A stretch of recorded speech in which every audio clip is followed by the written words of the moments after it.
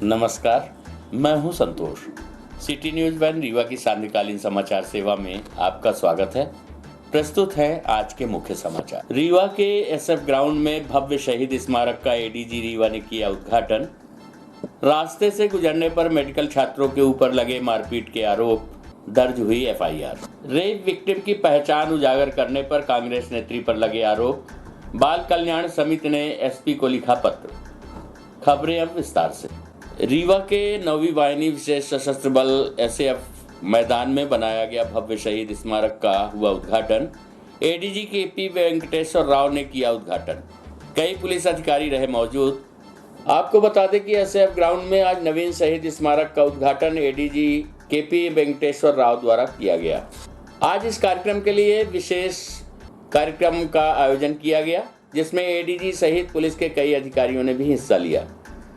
Commandant Raghuraj Meena ने बताया कि अभी तक एक चबूतरे में शहीद हुए लोगों को श्रद्धांजलि अर्पित की जाती थी, लेकिन अब एक भव्य शहीद स्मारक बनकर तैयार हो चुका है। आपको बता दें कि 21 अक्टूबर देश में शहीद दिवस के रूप में मनाया जाता है, जिसके पहले रीवा के एसएफ ग्राउंड में शहीद स्मारक बनकर तैयार हो चुका है। यहां आने वाले 21 अक्टूबर को एक भव्य कार्यक्रम का आयोजित किया गया है। शहीद स्मारक का उद्घाटन एडीजी केपी वेंकटेश्वर राव के द्वारा किया गया, जहां कई पुलिस अधिकारी सहित जवान मौजूद रहे। इस दौरान एडीजी के द्वारा जवानों के हालचाल भी पूछे गए। कमांडेंट रघुराज मीणा ने बताया कि शहीद स्मारक के निर्माण के लिए पुलिस विभाग से 4,80,000 रुपए की राशि उपलब्ध कराई गई थी, जिसमें जवानों ने अपना श्रमदान देकर एक भव्य शहीद स्मारक का निर्माण किया है। इस कार्यक्रम के दौरान DIG Anil Kushwaha, SP Navneet Bhasin, additional SP Shiv Kumar Verma, सहायक सेनानी अवधेश कुमार द्विवेदी सहित अन्य अधिकारी एवं कर्मचारी उपस्थित रहे।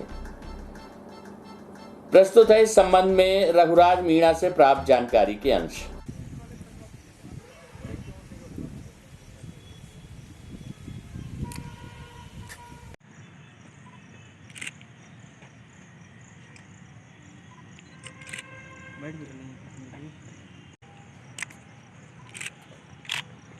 मास्क निकाल लें, एसपी आपका जरा मास्क निकाल लें, तो जरा दोबारा ले लो।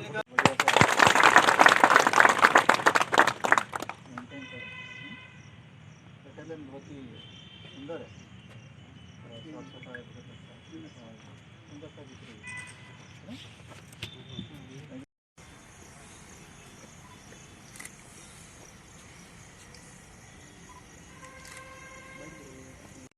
बहुत यहाँ पर बहुत चीज़ें अच्छी कर रही है, मन में अच्छा लगता है। और क्या है,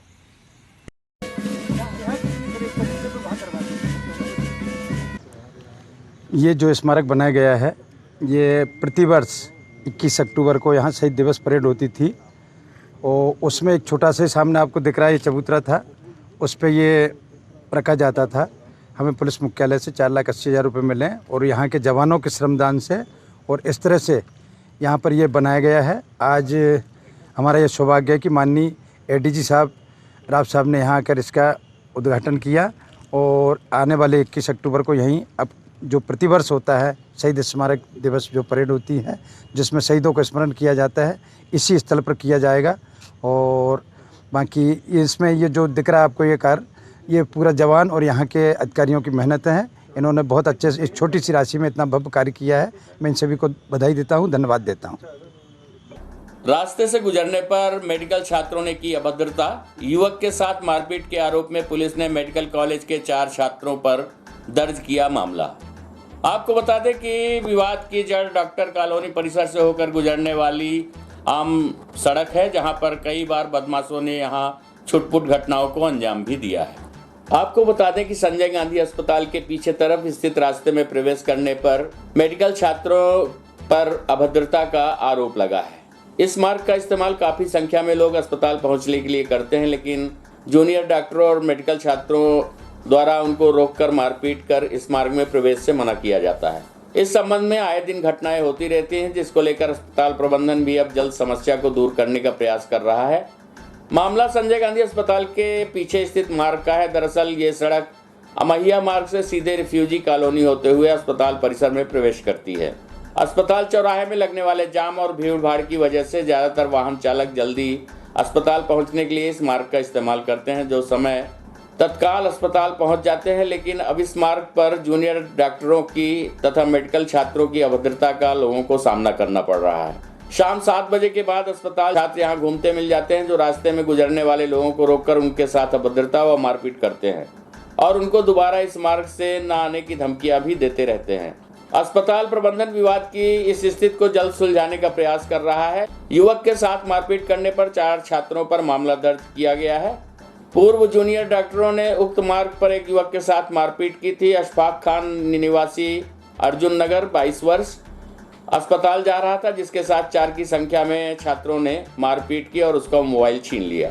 युवक ने शिकायत थाने में दर्ज कराई थी, जिस पर पुलिस ने मेडिकल करवा लिया है। रविवार को पुनः उक्त जूनियर डॉक्टरों ने युवक को धमकाया, जिसने थाने में आकर पुलिस को जानकारी दी। पुलिस ने 4 जूनियर डॉक्टरों के खिलाफ मामला दर्ज कर लिया है। पुलिस अब सीसीटीवी की फुटेज के आधार पर इन डॉक्टरों की पहचान कर रही है। जूनियर डॉक्टरों ने 2 दिन पूर्व इस मार्ग को बंद करने के लिए सड़क में पत्थर रख दिए थे, जिससे आवागमन बाधित हो गया था। इस बात की जानकारी मिलते ही पुलिस मौके पर पहुंच गई, जिसने पत्थरों को हटवाकर आवागमन बहाल करवा दिया।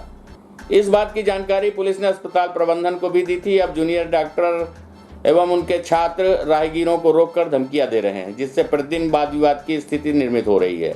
दरअसल ये मार्ग डॉक्टर कॉलोनी का है, जिसका उपयोग सिर्फ चिकित्सक कर सकते हैं, लेकिन अब सार्वजनिक रूप से इस मार्ग का इस्तेमाल शुरू हो गया है। यहाँ पर छात्राओं के छात्रावास भी स्थित हैं, जहाँ अक्सर रात में छात्राएं अस्पताल आती जाती रहती हैं। मार्ग खुला होने से असामाजिक तत्व परिसर में प्रवेश कर जाते हैं और छात्राओं के साथ छींटाकशी और चेन स्नैचिंग जैसी घटनाओं को अंजाम दे रहे हैं। यही कारण है कि जूनियर डॉक्टर इस मार्ग को बंद करवाने की मांग कर रहे हैं, ताकि रात के समय परिसर में असामाजिक तत्व प्रवेश न कर पाएं। पिछले 10 दिनों के दौरान 2 घटनाओं ने उनके आक्रोश को और बढ़ा दिया। फलस्वरूप अस्पताल के चिकित्सक इस मार्ग को बंद करवाने की मांग कर रहे हैं। हम आपको बता दें कि उक्त मार्ग कोई आम रास्ता नहीं, बल्कि डॉक्टर कॉलोनी का मार्ग है। पूर्व में तत्कालीन परिस्थितियों के चलते नगर निगम आयुक्त ने मार्ग को खुलवा दिया था, जिससे अब आम रास्ते का रूप ले लिया है और उसका इस्तेमाल हो रहा है। प्रस्तुत है इस घटना के संबंध में सीएमओ एसजीएमएच डॉक्टर यत्नेश त्रिपाठी एवं थाना प्रभारी अमैया शिवा अग्रवाल से प्राप्त जानकारी के अंश। अभी आप ही के माध्यम से मुझे ये जानकारी हुई कि हमारे यहाँ के छात्रों के विरुद्ध किसी ने मारपीट की शिकायत दर्ज कराई है। मैंने अमैया थाने के टीआई से भी बात की, तो इस बात को कंफर्म किया उन्होंने कि हाँ, कल एक एफआईआर हुई है, जिसमें हमारे यहाँ के हॉस्टल के छात्रों के विरुद्ध किसी ने एफआईआर दर्ज कराई है। अब चूँकि ये घटना अभी आपके माध्यम से ही पता लगी है और अभी हमको इसके विस्तृत विवरण की प्रतीक्षा है कि वो एफआईआर क्या हुई है, आएगा वहाँ से जानकारी तो पता लगेगी और हम देखेंगे कि इसमें किसके विरुद्ध हुई है, घटना कब की है, कहाँ की है, क्या है और क्यों हुई है। ऐसा मेडिकल छात्रों से अपेक्षित नहीं है। सामान्य तौर पर वो इस तरह की हरकतें करते नहीं हैं, कभी भी ऐसा नहीं हुआ, पर अगर हो रहा है तो ये पता करना पड़ेगा कि कारण क्या है। सर, गेट को लेकर के क्या है? गेट कई बार आम रास्ता कैंपस का भी अंतर आता है। आप हमारे अस्पताल के पीछे के गेट की बात कर रहे हैं, जो आम रास्ते के रूप में इस्तेमाल होने लगा है। बिल्कुल सही बात है। ये पीछे ये हमारा जो पूरा परिसर है महाविद्यालय का, ये क्लोज कैंपस है, लेकिन 2-3 साल पहले किसी दबाव में वो रास्ता खोल दिया गया था। जब शायद पहले कुछ काम चल रहा था, तो उस समय तात्कालिक आवश्यकता रही होगी प्रशासन को, तो उस समय खुलवा दिया था। फिर वो धीरे धीरे ऐसा आम रास्ता हो गया कि लोग उससे आने जाने लगे, बड़ी गाड़ियाँ आने जाने लगी। और हमारे यहाँ हॉस्टल हैं, गर्ल्स हॉस्टल हैं, रात में बिरात भी लड़कियाँ आती जाती रहती हैं ड्यूटी पे, तो असुरक्षा की भावना तो हमेशा बनी रहती है। 1-2 छिटपिट घटनाएं भी हुई हैं लूटपाट की अभी कुछ दिनों में, हाल ही में। तो छात्रों का विरोध हमेशा इस बात को रहता है कि इसको जो है कवर्ड कैंपस रहना चाहिए, और इस बात को लेकर उनका विरोध रहेगा। अभी उन्होंने बड़े तेज़ी से मांग की थी इस बात को लेकर। हमने भी प्रशासन, हमारे चिकित्सालय और महाविद्यालय प्रशासन ने बात की थी अधिकारियों से, और उनकी तरफ से आश्वासन मिला था और ये भी कहा गया है कि आपको उसे बंद करना चाहिए। उस पर कार्रवाई चल रही है। मेरे ख्याल से हफ्ता 10 दिन में वो रास्ता हम बंद कर देंगे। सर, ये कि मारपीट का मामला सामने आया है, कुछ दिन पूर्व पर डॉक्टर के ऊपर एफआईआर भी दर्ज हुई है। मामला ये है कि ये जूनियर डॉक्टर्स जो स्टूडेंट हैं मेडिकल के, यहाँ पर हॉस्टल में रहते हैं। सफारी होटल के पास इनका हॉस्टल बना हुआ है, और विगत दिवस किसी व्यक्ति के साथ, अशफाक खान नामक लड़के के साथ इन लोगों ने मारपीट की है बेवजह, जिस पर से धारा 294, 323, 506, 34 में मामला पंजीबद्ध किया गया है, और उनकी शनाख्त के प्रयास किए जा रहे हैं कि वो कौन छात्र थे जिन्होंने मारपीट की है। उसमें जूनियर डॉक्टर भी हैं? जूनियर डॉक्टर नहीं है, वो सारे स्टूडेंट्स ही हैं अभी MBBS के, उन्हीं लोगों पर मामला पंजीबद्ध। रास्ते से निकलने के लिए? हाँ, ऐसा उनका कहना है कि हमारा प्रेमाइसिस है, हम यहाँ से किसी को नहीं निकलने देंगे। कुछ दिन पूर्व इन्होंने रास्ता भी बंद कर दिया था अनधिकृत रूप से, जिसको समझा के मैंने खुलवा दिया था, और उसके बाद उन्होंने जो है इस वारदात को अंजाम दे दिया। कुल कितने लोग के ऊपर एफआईआर? लगभग 4 लोगों पर एफआईआर। रेप विक्टिम की पहचान उजागर करने पर कांग्रेस नेत्री पर लगे आरोप। बाल कल्याण समिति ने एसपी को लिखा पत्र। आपको बता दें कि आज महिला कांग्रेस की प्रदेश कार्यकारी अध्यक्ष कविता पांडे पर रेप विक्टिम की पहचान उजागर करने का आरोप लगा है। आपको बता दें कि बाल कल्याण समिति कांग्रेस नेत्री पर पास्को एक्ट के तहत मुकदमा दर्ज करने का शिकायती पत्र लिखा है। वहीं मामले पर पुलिस ने जांच के आधार पर कार्यवाही की बात कही है।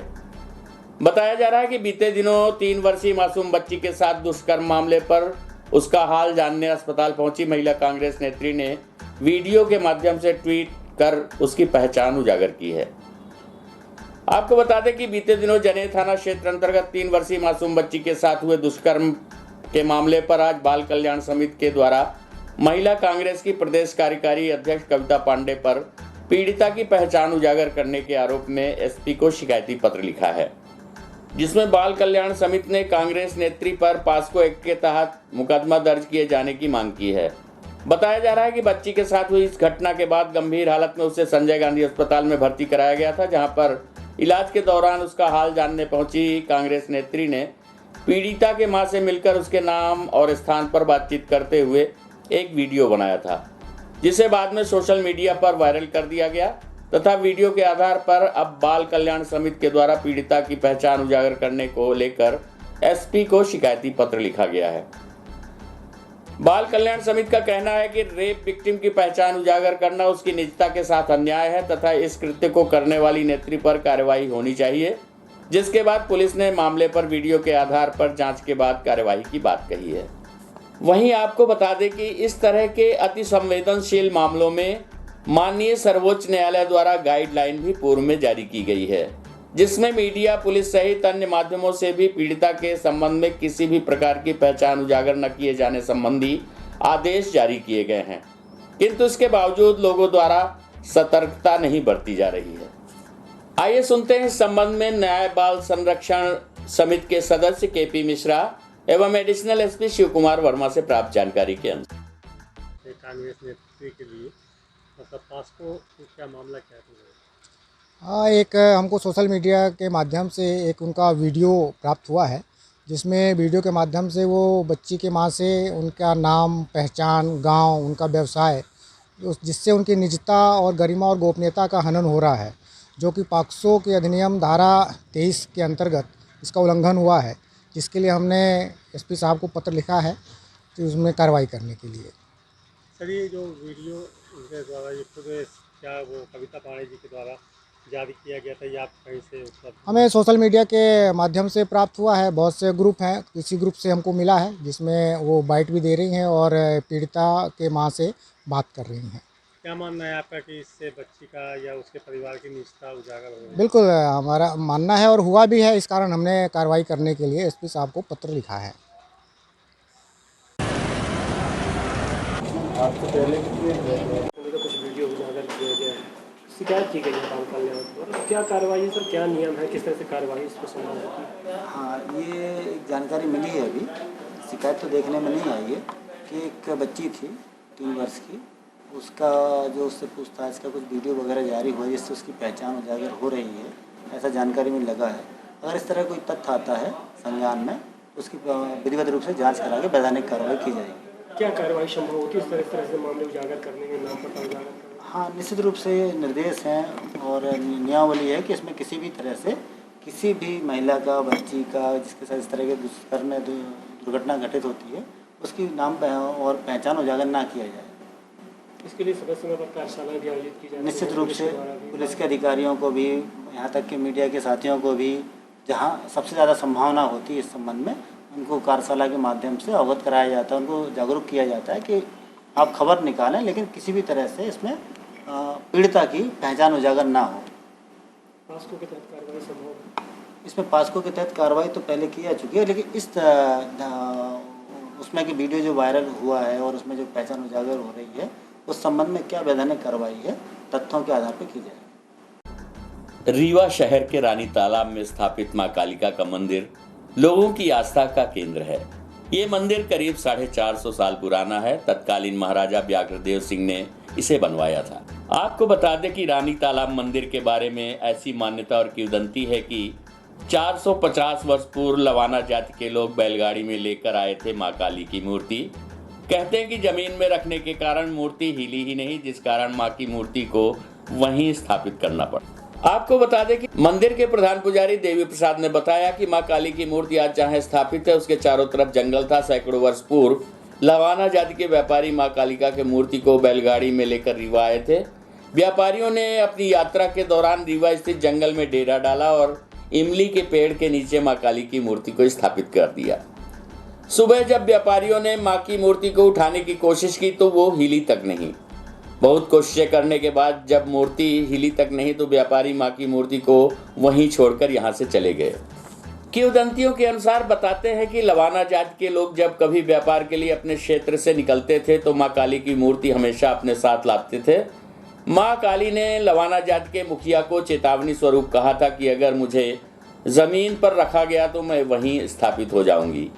रीवा आने पर व्यापारियों को इस बात का ध्यान नहीं था और उन्होंने मां की मूर्ति को जमीन पर रख दिया, जिसके कारण मां काली रीवा आने पर वो यहीं की होकर रह गईं। देखिए, ये जो तो हम यहाँ के पुश्तैनी पुजारी हैं। हमारी यहाँ 8 पीढ़ी बीत गई है। 8 पीढ़ी से निरंतर जो है माँ की सेवा हमारे पूर्वज द्वारा यहाँ की जाती थी और ये बहुत पुरानी, लगभग 450 वर्ष पुरानी बात है। रजवाड़ों के द्वारा जो है इस मंदिर की देख रेख इत्यादि सब व्यवस्था देखी जाती थी और ये लमाना उस ज़माने में चलते थे। पहले वो व्यापारी हुआ करते थे। तो ये जो मूर्ति है इसको कहीं से वो ला रहे थे। ये कहाँ से ला रहे थे इसका कोई हमको जानकारी नहीं, इसका कोई इतिहास नहीं है। तो वो जब वहाँ लेने गए तो ये मूर्ति वहाँ स्वप्न उनको दी कि भई ऐसा है कि हमको ले चलो, जहाँ एक बार रख दोगे वहाँ से मैं नहीं उठूँगा। अच्छा, जो लमाना बैलगाड़ी में लाद के लाए वो जो है तो यहाँ जंगल था, यहाँ जहाँ माँ बैठी हुई है यहाँ एक इमली का बहुत बड़ा वृक्ष था। तो उन्होंने क्या किया कि रात को जंगल होने के कारण जो उन्होंने मूर्ति को उतारा बैलगाड़ी से और उस इमली के पेड़ में उड़का दिया। उड़का देने के बाद जो है फिर अपना रोटी पानी बनाए खाए पिए और जब सुबह उठाने लगे तो मूर्ति उठी नहीं। जब नहीं उठी तो उनने फिर 2-4 लोगों को और यहाँ बुलाया, जंगल के पास जो रहते थे, तो उन लोगों ने हाथ लगाया, मूर्ति नहीं उठी तो फिर उन्हें छोड़ के चल दिए। फिर इसके बाद जो है माँ ने राजा को स्वप्न दिया कि भाई ऐसा कि मेरा स्थान बनवाओ, हम आपके राज्य में आ गए। फिर राजा इसकी पूरा संचालन देख रेख करते थे। फिर इसके बाद जो तो जैसे जैसे समय बीतते जाते थे तो विश्वनाथ सिंह के ज़माने में जो है माता जी का स्वर्ण का श्रृंगार बनवाया गया। तो माई का स्वर्ण का श्रृंगार आज भी वो श्रृंगार जो अष्टमी और नवमी को बृहद सोने का होता है। और ये केंद्र बिंदु में बना हुआ मंदिर, ये चारों तरफ जो तालाब बना हुआ है इसमें पूर्व में जो है तो भगवान भैरव जी का मंदिर है, पश्चिम में माँ काली का मंदिर है, उत्तर में भगवान शिव का मंदिर है और दक्षिण में जो गणेश सिद्ध विनायक का मंदिर है। और बीच तालाब के सरोवर के बीच में भगवान शिवलिंग की मूर्ति अलग से है। क्योंकि ये जब मंदिर बनते थे, रजवाड़ा बनवाते थे तो इसको केंद्र बिंदु में सबके परिवार को रख के बनाया करते थे। तो इनके सब परिवार हैं। वहीं मंदिर से जुड़े लोगों के अनुसार वर्ष 1956 के समय मंदिर की सुरक्षा व्यवस्था कुछ खास नहीं रहती थी, जिस कारण 2 चोरों ने मंदिर में रखे मां के आभूषण चोरी करने का प्रयास किया। लेकिन इसके पहले कि वो आभूषण लेकर मंदिर से भाग पाते, उन चोरों के आंखों की रोशनी चली गई। सुबह जब तत्कालीन पुजारी भुवनेश्वर प्रसाद उठे तो चोरों ने उनसे अपनी आपबीती सुनाई और मां के चरणों पर गिर पड़े। तब पुजारी के मां से प्रार्थना करने पर उन्हें मां ने उनकी ज्योति वापस कर दी। आपको बता दें कि मां कालिका मंदिर की देखरेख सहित समस्त व्यवस्थाओं की जिम्मेवारी रीवा राजघराने द्वारा की जाती रही है, किंतु कुछ समय पूर्व मंदिर का दायित्व शासन के हाथों में चला गया, जिसका निर्वहन अब प्रशासन द्वारा किया जाता है। आपको बता दें कि आज रानी तालाब के कालिका मंदिर की निराली छटा को देखने दूर दूर से लोग खींचे चले आते हैं। चारों ओर हरियाली और अगाध जलराशि के साथ सुबह सूरज की किरणें जब पानी पर पड़ती हैं तो यहाँ की छटा निहार कर लोगों को एक अजीब सी तृप्ति का एहसास होता है। आपको बता दें कि आज के रानी मां के मंदिर की निराली छटा को निखारने में शासन के पूर्व मंत्री राजेंद्र शुक्ल के अथक प्रयासों से मां काली का ये धाम अपनी रमणीयता एवं सुरम्यता के लिए पूरे प्रदेश सहित देश के विभिन्न कोनों से आए लोगों का मन मोह लेता है। आइए सुनते हैं इस संबंध में पुजारी देवी प्रसाद से प्राप्त जानकारी के अंश। और कहा जाता है कभी यहाँ चोरी वोरी की कोई घटना हुई? हाँ, एक बार दो ऐसी चोरी की घटना हुई थी। तो भगवती ने जो हमारे माता जी के बगल में अन्नपूर्णा देवी हैं, तो जब वो चोर लोग उसको सामान को उठा के ले जा रहे थे तो भगवान ने उनको अंधा कर दिया। तो भगवती ने जब अंधा कर दिए तो वो चुपचाप बैठे रह गए। और हमारे उस समय ये बाबा के ज़माने की बात है। तो जब बाबा हमारे उठे और देखे तो वो दोनों अंधे होकर बैठे हुए थे।